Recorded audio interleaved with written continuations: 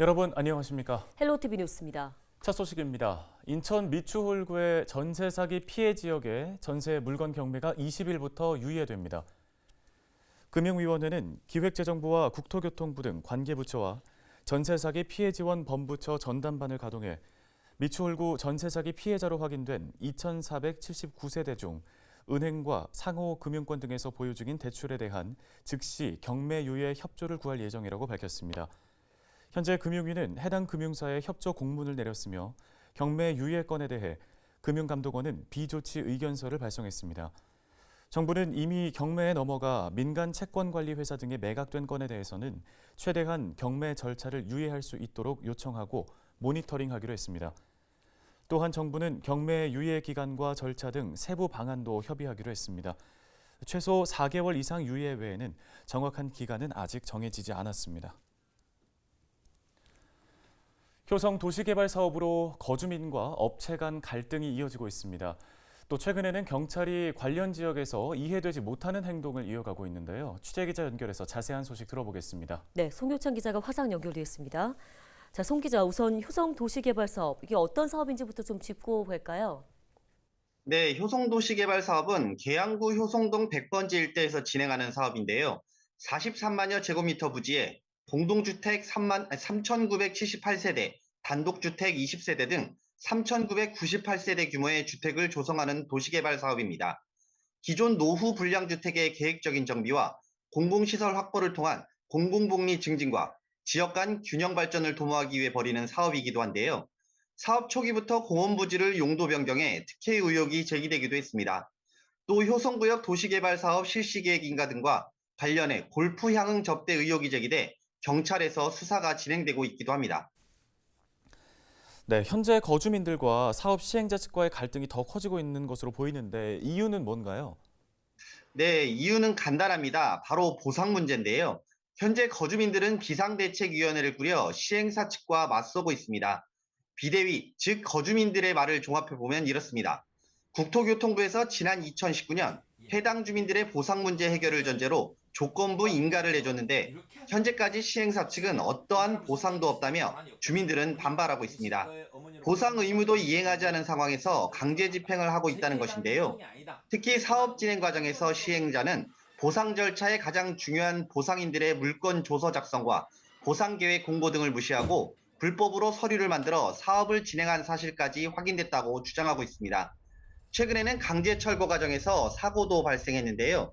지난달 30일 집행 대상이었던 3개 가구 주민들은 집안에 휘발성 물질을 뿌리고 부탄가스를 몸에 두르며 저항한 것으로 확인됐습니다. 주민들이 거세게 반발하자 법원 집행관실도 강제 집행을 보류했는데요. 반면 시행사 측은 말도 안 된다는 입장입니다. 현 시행사인 JK 도시개발 측은 추가 물건 조사를 진행했고 주민 협의까지 끝냈다고 밝혔습니다. 단 과거 시행사인 효성도시개발이 2019년 3월부터 5월까지 작성한 물건 조서는 주민 민원과 관계기관의 권고에 따라 이전받지 않았다고 전했습니다.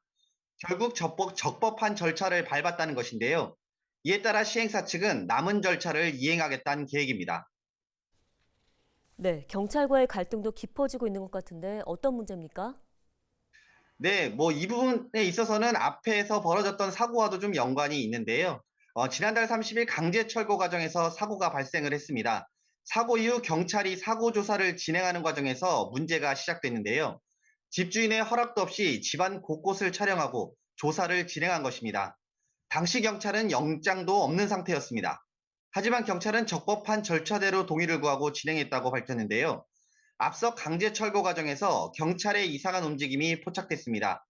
당시 집 주변에 설치돼 있던 CCTV를 종이컵으로 가린 것인데요. 증거 수집 등을 위해서는 필요한 부분인데도 경찰은 CCTV를 가렸습니다. 이에 대해 경찰 측은 CCTV 관련해서는 증거 수집 등의 행위는 이미 현장에 있는 경찰이 진행하고 있었고 CCTV를 가린 것은 사고 과정을 거주자들이 볼 경우 흥분할 수 있기 때문에 더 큰 사고로 이어질 수 있다며 예방 차원에서 한 것이라는 답변을 내놨습니다. 주민과 개발업체 간의 갈등이 경찰까지 번진 셈입니다. 네, 앞으로 효성 도시개발 사업과 관련해서 관계 당국의 대책은 그럼 없는 건가요? 네, 여전히 주민과 시행사 측은 보상과 이주 대책 문제를 두고 맞서고 있지만 현재까지 뚜렷하게 나온 것은 없습니다. 또한 인천시의회가 오는 5월 관련 사업에 대한 특별위원회 조사 결과를 발표할 계획인데요. 하지만 이 역시 문제점은 밝힐 수 있을지 몰라도 앞으로 어떻게 하겠다는 내용은 없어 여전히 효성도시개발 사업은 진흙탕 싸움이 예상되고 있습니다. 사업자와 주민 간의 문제를 넘어 관계당국의 근본적인 대책 마련이 필요해 보입니다. 네, 소식 여기까지 듣겠습니다. 보도국 송효창 기자였습니다.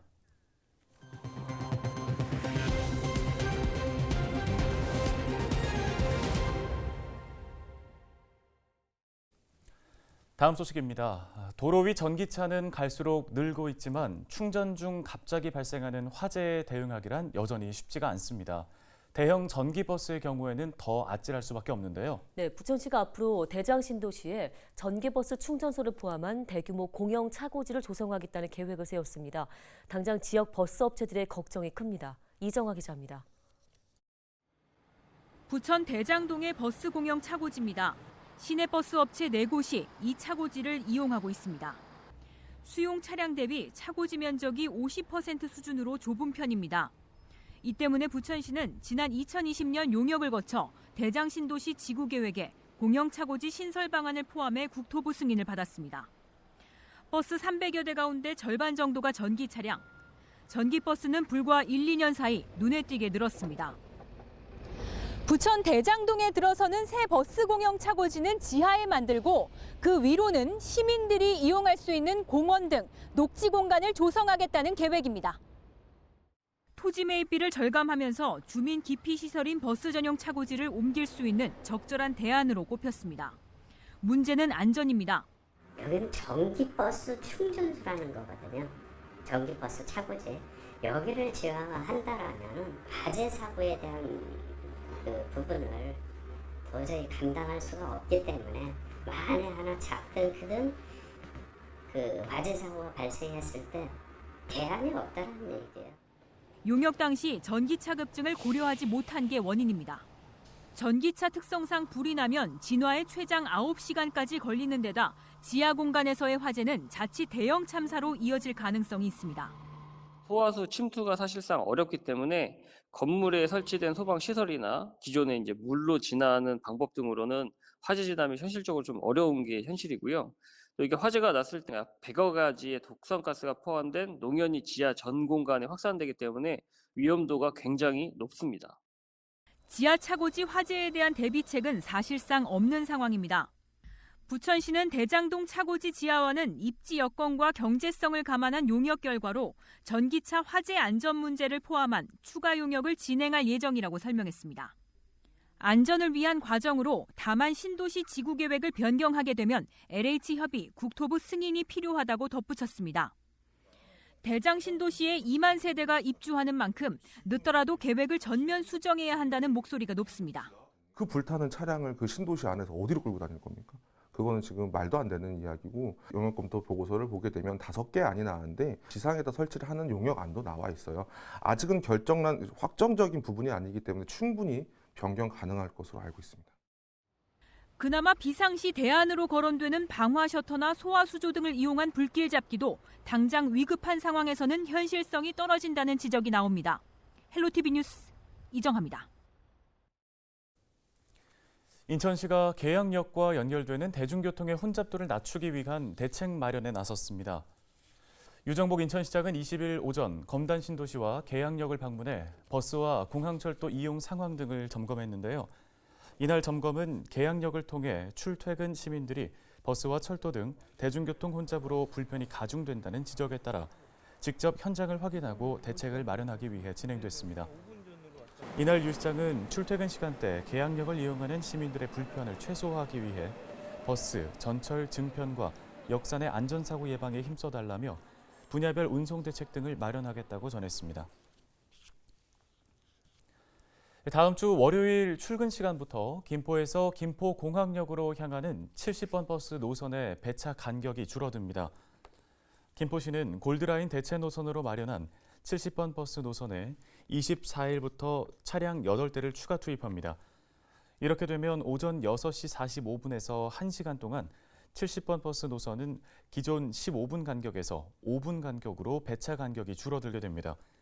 다만 기존 노선은 계속 왕복으로 운행하는 데 비해 추가로 투입되는 8대는 김포공항까지 편도로만 운행됩니다. 한편 김포시는 70번 버스 외에도 경기도와 함께 5월부터 김포공항역행 45인승 직행버스를 도입해 출근 시간대 24번까지 운행한다는 계획입니다. 이후 도로 상황이나 신호체계, 탑승 인원 등을 고려해 차량을 추가 투입할 계획입니다. 인천시가 굴포천을 포함한 인천 6대 하천을 제2의 청계천으로 조성하기로 했습니다. 시는 인천의 6대 하천을 힐링 명소로 조성하기 위한 특별 대책반을 구성해 첫 회의를 개최했다고 밝혔습니다.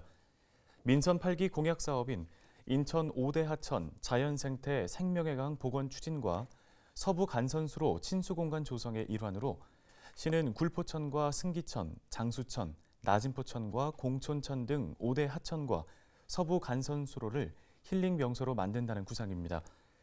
청계천 길이 8.12km의 4배인 34.32km에 달하는 수생태계 개선과 산책로, 물놀이 시설 등의 친수 공간을 조성할 계획인데요. 특별대책반은 시와 각 구청, 유관기관 등 15개의 기관 52명으로 구성됐습니다. 대책반은 주기적인 회의를 통해 현안 사항을 논의하며 사업에 필요한 추진 방향 등 긴밀한 협조를 통해 하천별 여건에 맞는 사업을 차질 없이 진행해 나간다는 방침입니다.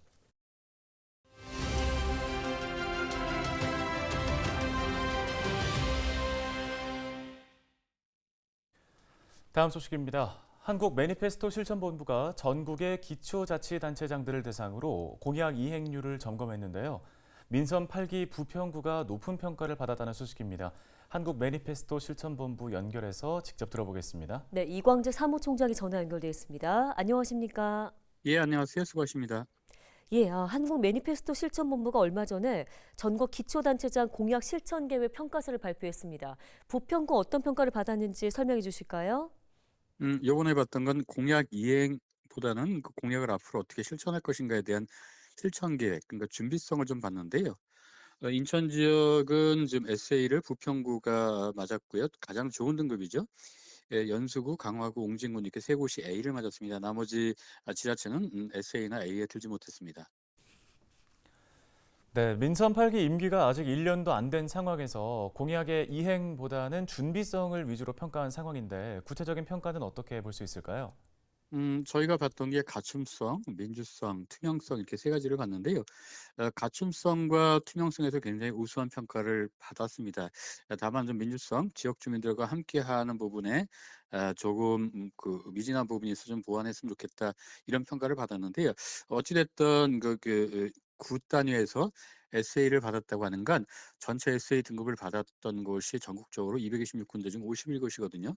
굉장히 좀 고생을 했다, 노력을 했다 이렇게 보시는 게 좋을 것 같습니다. 네, 공약 계획과 달성률도 중요하지만 시민들이 실제 체감할 수 있는 공약들이어야 할 텐데요. 지자체들이 보완해야 할 점은 또 어떤 게 있을까요? 부평구 공약 제정 설계 보통 구청장의 공약 이행에 가장 중요한 요인은 그 재정 부분의 문제라고 보는데요. 임기 내의 것도 공약이 대부분 임기 내에 그 진행될 것이라고 얘기를 하고 있지만 임기 내에 들어가는 재정이 굉장히 큽니다. 그래서 앞으로 이 재정을 확보하기 위해서는 그 국비나 또 시비 또 민간 자원의 재정들을 확보해야 되기 때문에 구 혼자만 하지 말고 우리 구민들하고 함께해서 공동 노력을 통해서 이 재정을 확보하는 노력 이런 것들이 앞으로 보완되면 성과가 있지 않을까 판단하고 있습니다.